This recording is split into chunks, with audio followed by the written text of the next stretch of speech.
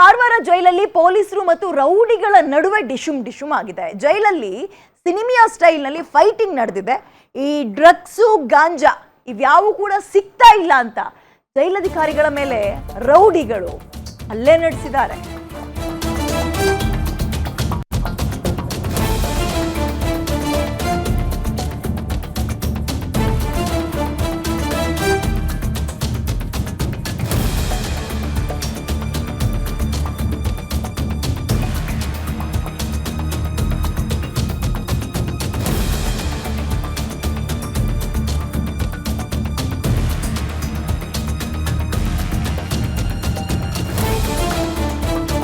ಮಾದಕ ವಸ್ತುಗಳನ್ನ ಜೈಲಿನ ಒಳಗ್ ತಗೊಂಡು ಹೋಗಕ್ ಬಿಡ್ತಾ ಇಲ್ಲ ಅಂತ ಈ ರೌಡಿಗಳು ಬಾಲ ಬಿಚ್ಚಿ ಯೂನಿಫಾರ್ಮ್ ಹಾಕೊಂಡಿರೋರ ಮೇಲೆ ಕೈ ಎತ್ತಿದ್ದಾರೆ ನೋಡಿ.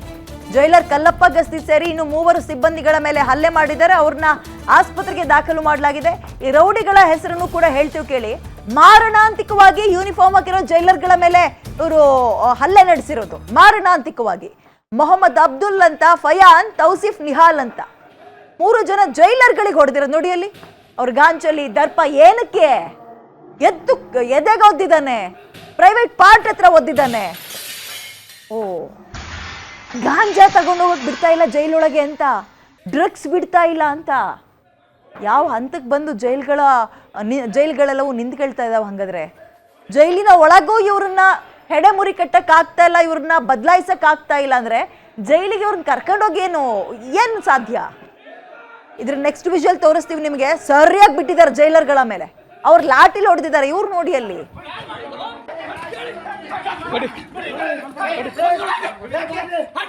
ಡೀಟೇಲ್ಸ್ ನನ್ನ ಕಲೀಗ ಅಫ್ದಾಬ್ ನೀಡ್ತಾರೆ. ಅಲ್ಲ ಅಫ್ದಾಬ್, ಪರಪ್ಪನ ಅಗ್ರಹಾರದಲ್ಲಿ ಎಲ್ಲವೂ ಸಿಗ್ತಾ ಇದೆ, ಏನು ಸಿಗ್ದಲ್ಲ ಇರೋ ರೀತಿಯಲ್ಲಿ ರೂಲ್ಸ್ ತರಬೇಕು ಅಂತ ದಿನ ಬೆಳಗಾದ್ರೆ ನಾವು ಸುದ್ದಿ ಓದ್ತಾ ಇದ್ವಿ. ಕಾರವಾರ, ಬಳ್ಳಾರಿ ಈ ಕಡೆ ಆದ್ರೂ ಸರಿಯಾಗಿರ್ತಾರೆ ಅಂದ್ರೆ ಜೈಲಿನ ಒಳಗೆ ಈ ರೀತಿ ಅಟ್ಟಹಾಸುವ ರೌಡಿಗಳದ್ದು. ವಿದ್ಯಾ ಅವರೇ, ಮೊದಲನೇದಾಗಿ ಇದು ಅಲ್ಲಿಂದ ಜೈಲಿನಿಂದ ಪೊಲೀಸ್ ಕರ್ಮಚಾರಿ ಇವರು ಇವತ್ತೇ ಈ ಗಲಾಟೆ ನಡೆದಿದೆ ಅಂದ್ರೆ ಅವರು ಮಾದಕ ವಸ್ತುಗಳನ್ನು ಯಾವುದಕ್ಕೆ ಒಂದಕ್ಕೆ ಒಳಗಡೆ ಬಿಡ್ಲಿಲ್ಲ. ಅದಕ್ಕಾಗಿ ಅಲ್ಲಿ ಇದ್ದಿದ್ದ ಮಂಗಳೂರು ಮೂಲದ ಇಬ್ಬರ ಆರೋಪಿಗಳಾದ ಮೊಹಮ್ಮದ್ ಅಬ್ದುಲ್, ಫಯಾನ್ ಮತ್ತು ತೌಸೀಫ್ ನಿಹಾಲ್ ಅವರು ಪೊಲೀಸ್ ಜೊತೆ ವಾಗ್ವಾದ ಮಾಡ್ತಾರೆ. ನಂತರ ಪೊಲೀಸರ ಮೇಲೆ ಏಕಾಏಕಿ ಹಲ್ಲೆ ಮಾಡಿಬಿಡ್ತಾರೆ.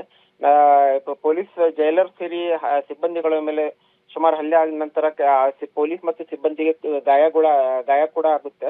ಅವ್ರ ಬಟ್ಟೆ ಕೂಡ ಹರಿದೋಗುತ್ತೆ. ಈ ಆರೋಪಿಗಳು ಸುಮಾರು 12ಕ್ಕಿಂತ ಹೆಚ್ಚು ಕೇಸುಗಳ ಪ್ರಕರಣಗಳ ಆರೋಪಿ ಆಗಿದ್ದಾರೆ ಅಂತ ಮಾಹಿತಿ ಕೂಡ ಲಭ್ಯವಾಗಿದೆ. ಸದ್ಯ ಈ ಪೊಲೀಸರು ಮತ್ತು ಜೈಲರಿಗೆ ಅಲ್ಲಿಂದ ಸರ್ಕಾರಿ ಆಸ್ಪತ್ರೆಯಲ್ಲಿ ಚಿಕಿತ್ಸೆ ಕೂಡ ನೀಡಲಾಗ್ತಾ ಇದೆ. ಈಗ ಮುಂದಿನ ಮಾಹಿತಿ ಕೂಡ ಲಭ್ಯವಾಗಬೇಕು ವಿದ್ಯಾ.